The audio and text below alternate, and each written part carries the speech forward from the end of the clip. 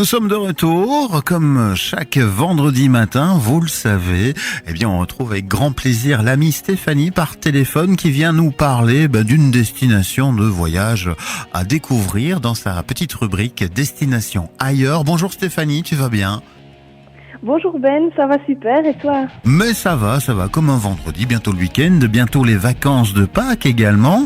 Alors, avec quelle idée de voyage nous rejoins-tu aujourd'hui ? J'espère qu'il y a du soleil et qu'on a peut-être une destination éloignée à se mettre sous la dent. Alors, pour te faire plaisir, oui, on va aller loin, on va aller au soleil et c'est tout à fait possible pour les vacances de Pâques aussi. Donc franchement, j'ai tous tes désirs dans une main là. Super. Donc, alors, on va aller ensemble dans la mer des Caraïbes, en République dominicaine. Quelle bonne idée. Je suis vraiment impatient de découvrir ce que tu as à nous expliquer par rapport à la République dominicaine. Alors, comme d'habitude, je vais un peu dépasser les stéréotypes, les préjugés, les images préconçues qu'on a. Donc, la République dominicaine, c'est pas Punta Cana, la plage Bavaro et l'hôtel All Inclusive.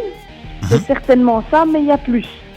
Alors, pour un peu planter le décor, je vais vous donner 3 points clés sur la République dominicaine. D'abord, Punta Cana, avec l'aéroport international que presque tout le monde connaît. Oui.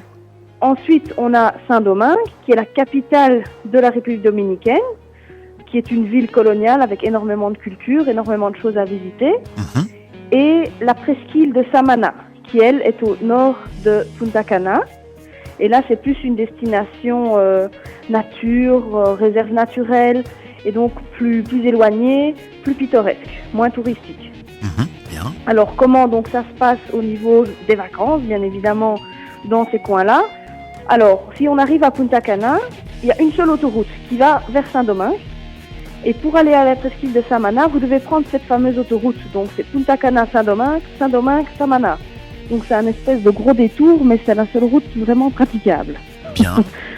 Donc, ça fait 4 heures de route. Donc, moi, ce que je conseille pour les amoureux de la nature qui veulent aller vers la presqu'île de Samana, c'est d'atterrir directement à Saint-Domingue. Et comme ça, vous n'avez que 2 heures d'autoroute jusqu'à la presqu'île.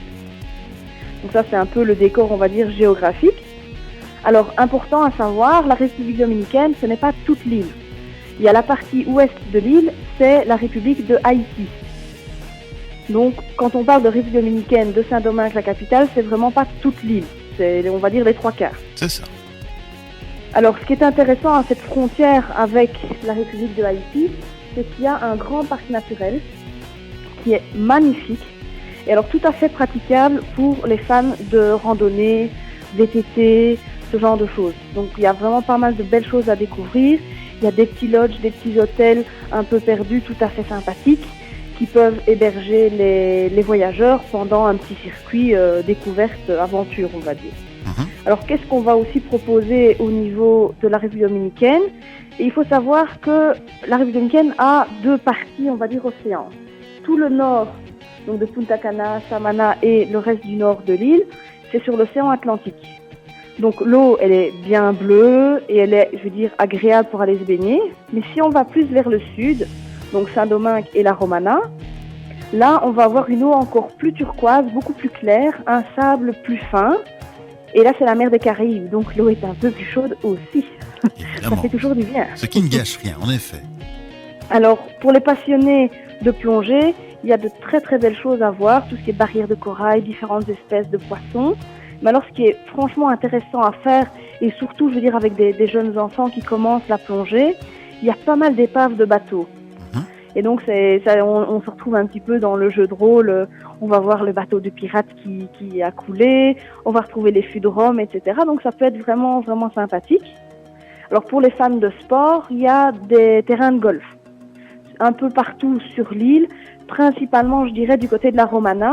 Donc, la Romana, elle est sur la côte sud, entre Saint-Domingue et Punta Cana.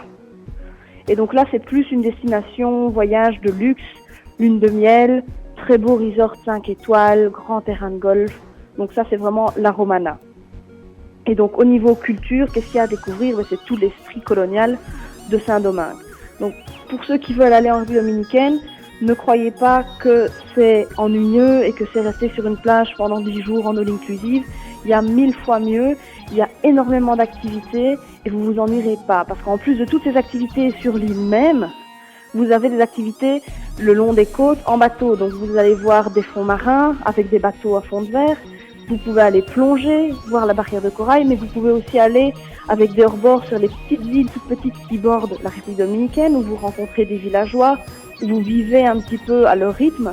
Et vous savez aussi, sur certaines périodes de l'année, aller observer des baleines ou des dauphins. Donc je vois pas aucune raison pour ne pas aller en République dominicaine, franchement. De fait, c'est plus qu'attirant. Beaucoup de choses à y faire. Certainement très très joli. Je n'y suis jamais allé personnellement. Et donc, voilà, une chouette idée de voyage pour peut-être les semaines à venir. Tu es une professionnelle dans le milieu, nous le savons maintenant. Comment les auditrices ou auditeurs de Buzz Radio peuvent te contacter, dis-moi. Alors, le plus simple, c'est par téléphone. Donc, le 071 21 54 64. Donc, ça, c'est l'agence et c'est ouvert l'après-midi, 13h-19h. Et alors, si vous préférez la voie Internet, mon email, c'est Stéphanie, STEPHANY, .d, @travel, expert.be. Ben oui, voilà, pas très simple l'adresse mail. En tout cas, le Oh, téléphone... elle est sur le site de Buzz Radio, on peut la retrouver facilement. Voilà, si vous écoutez Buzz Radio via notre player, vous avez maintenant une petite icône non loin de là où vous pouvez facilement retomber sur le site internet et c'est tant mieux. Voilà, merci à toi Stéphanie. Est-ce qu'on te retrouve la semaine prochaine, dis-moi? Avec grand plaisir. Voilà, ce sera la dernière avant une petite pause de 2 semaines puisque nous serons en vacances durant les congés de Pâques et on en a bien tous besoin. Mais donc, tu viendras avec une dernière petite idée, peut-être nous envoyer en vacances quelque part. Ah, c'est certain, c'est certain. Mais moi, je suis pas en congé pendant les vacances de Pâques, donc si quelqu'un veut venir me voir, je suis fidèle au poste. Évidemment, tu ne t'alignes pas nécessairement sur le planning Toujours au boulot. de l'équipe du morning de Buzz Radio, mais bon voilà, nous c'est les seuls moments qu'on s'autorise à vraiment profiter un petit peu de temps Mais libre. je t'autorise à profiter des vacances, mais si tu viens chez moi seulement. Voilà, c'est l'unique uniquement, condition. c'est la condition. Parfait, merci à toi, excellente journée à l'écoute de nos programmes et à très bientôt.